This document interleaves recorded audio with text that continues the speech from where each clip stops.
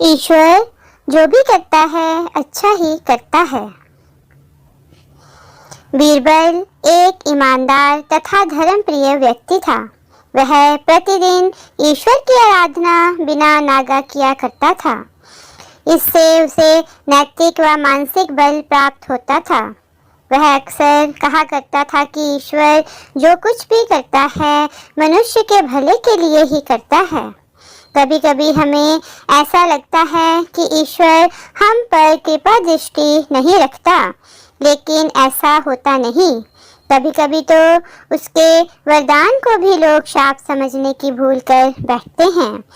वह हमको थोड़ी पीड़ा इसलिए देता है ताकि बड़ी पीड़ा से बचा सके। एक दरबारी को बीरबल की ऐसी बातें पसंद न आती थी। एक दिन वही दरबारी दरबार में बीरबल को संबोधित करता हुआ बोला, देखो ईश्वर ने मेरे साथ क्या किया है। कल शाम को जब मैं जानवरों के लिए चारा काट रहा था तो अचानक मेरी छोटी उंगली कट गई। क्या अब भी तुम यही कहोगे कि ईश्वर ने मेरे लिए ये अच्छा किया है?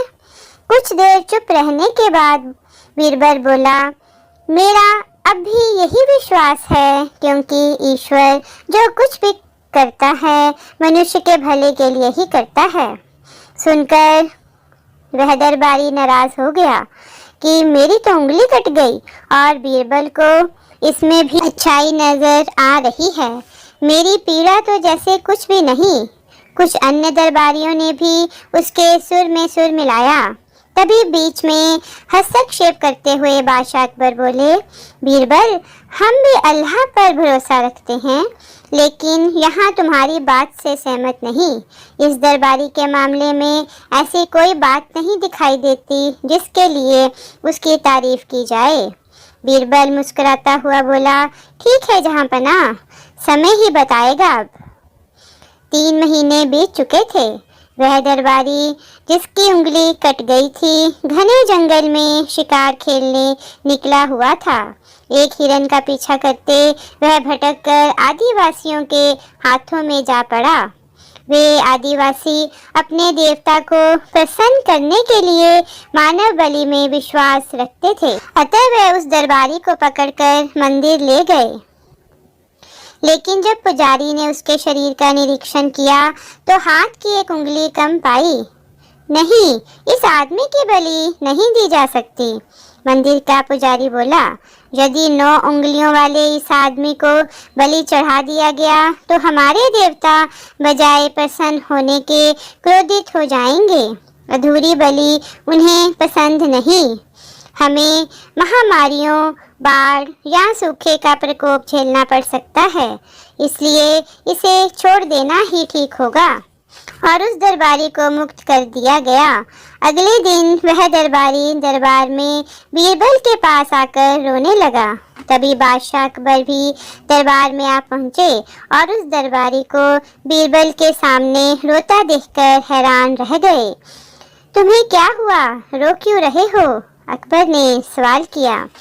जवाब में उस दरबारी ने अपनी आप बीती विस्तार से कह सुनाई। वह बोला, अब मुझे विश्वास हो गया है कि ईश्वर जो कुछ भी करता है मनुष्य के भले के लिए ही करता है।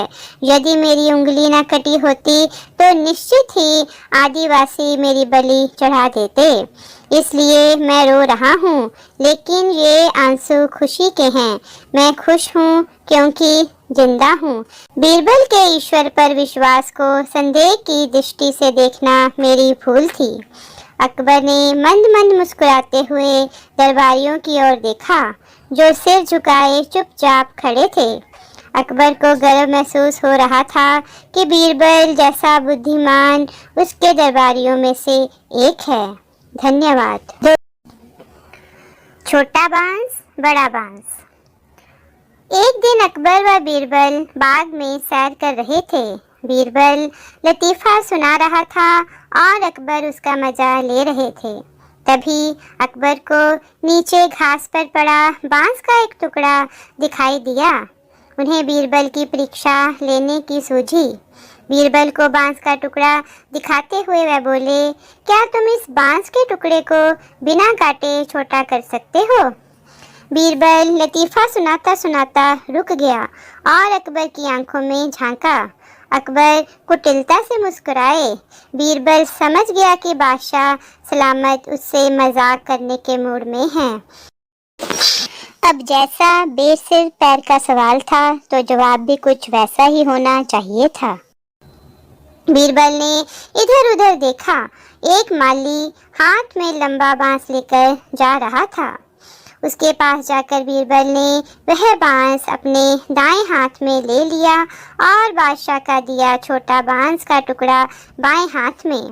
बीरबल बोला, हजूर, अब देखें इस टुकड़े को, हो गया ना बिना काटे ही छोटा।